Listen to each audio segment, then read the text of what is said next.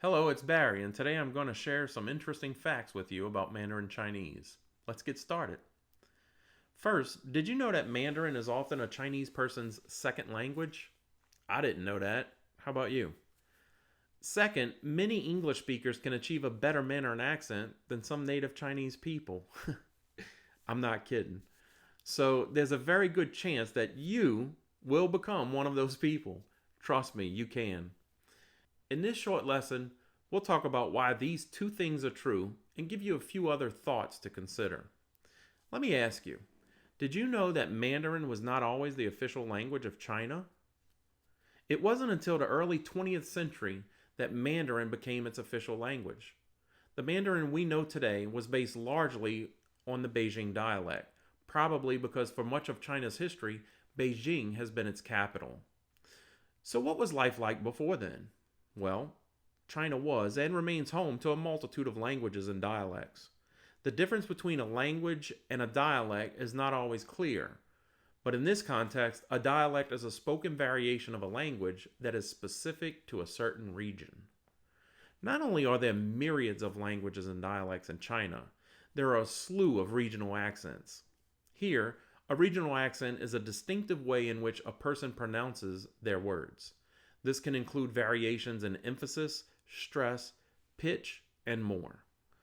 Likely, many of China's languages and dialects began as regional accents. But as the generations marched on, these accents morphed into languages and dialects that are so different from one another that even people living just a few miles apart don't understand each other. But how did people communicate before China adopted Mandarin as its official language? Well, because most Chinese languages and dialects, such as Cantonese for example, sprouted from the same original language, they all share an identical written language. This made it possible for Chinese people from different areas to communicate by writing down what they wanted to say. Now think about this for a moment. Imagine heading to your local theater to see the latest Tom Cruise movie.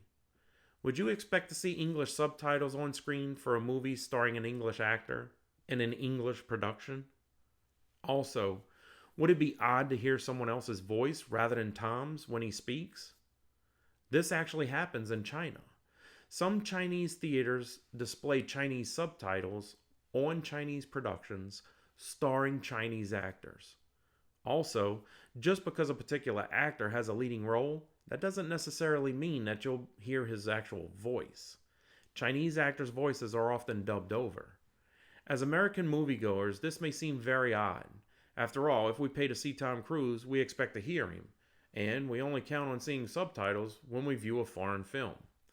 However, in China, things are much different. This is because people tend to pronounce things with a regional accent. So, if an actor has a less than perfect standard or Beijing accent, subtitles on screen or dubbing the actor's voice can be used to clear up what is actually being said. If you're any sort of Chinese drama enthusiast, you're no doubt familiar with Dilraba Dilmirat. She is a very popular Chinese actress who is of Uyghur ethnicity. Uyghurs are one of China's more than 50 official ethnic minorities. While Uyghurs learn Mandarin like everyone else in China, their mother tongue is a Turkic language known as Uyghur. If you count yourself among her many fans, I want you to notice that her voice changes depending on what drama you're watching. If I had to guess, as a Uyghur, she probably doesn't have the standard Mandarin accent that some movie producers are looking for. My wife really enjoys dramas made in Taiwan, but she has noticed that when her favorite Taiwanese stars appear in mainland productions, their voices are often dubbed. This is because Taiwan is especially known for its differences in pronunciation when compared to mainland China.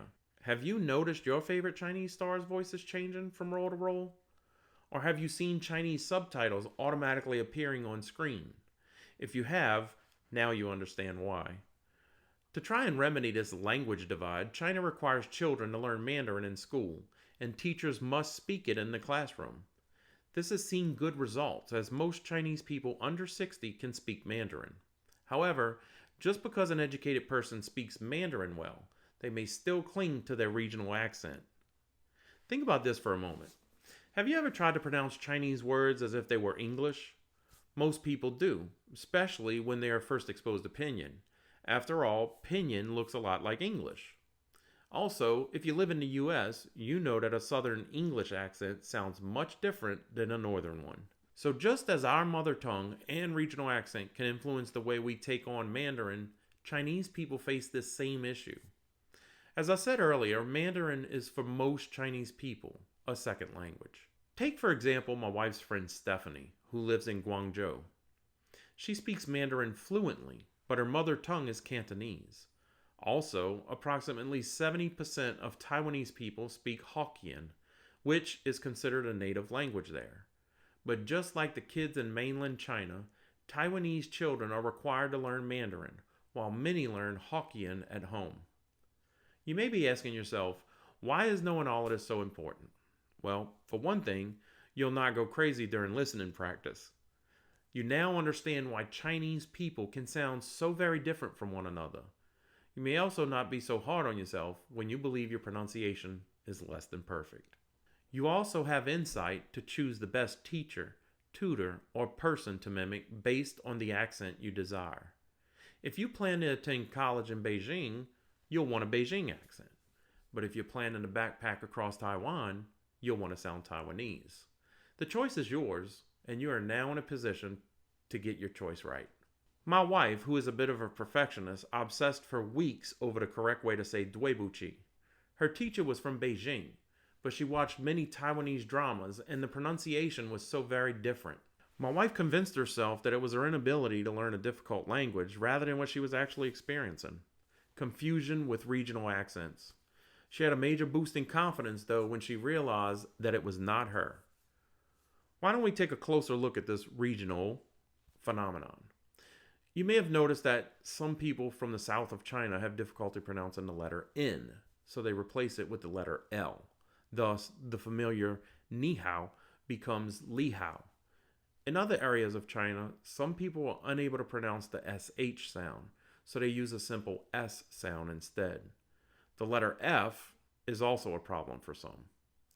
In English, though, the N, sh, and F sounds all exist.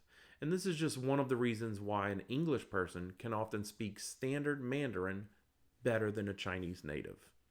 Simply put, many of the sounds that exist in both English and Mandarin are omitted in some Chinese dialects. Perhaps the biggest challenge for English speakers of Mandarin is pronouncing the 4 tones, which we'll tackle later in a future lesson. While all this may sound a bit perplexing, Mandarin remains the most spoken language on the planet. So if 1 out of every 7 people in the world have learned it, trust me, so can you. That's all for now. See you next time when we'll dive into Pinyin pronunciation.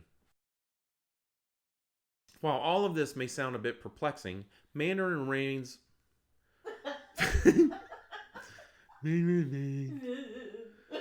Alright.